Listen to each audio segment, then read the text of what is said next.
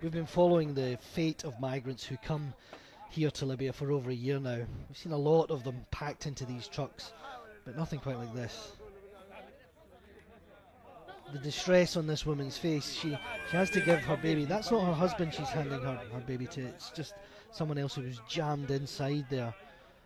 The kid's clearly very upset, and the mother, you'll see in a second, she's just desperate to get him back. When I see these pictures, I ask the question, what is it that would cause a mother? What is she trying to escape, that she would put her children, her 2 children, through this hell? And look, more young people coming out of the darkness into the light at this Libyan checkpoint. There were over 50 of them crammed in each of these trucks, and look how exhausted these women are as they sit down. They were stuck in there for 48 hours. Some from Sudan, as we can see from this passport. They were stuck in there for 48 hours without water and without food, and well, this is the end result.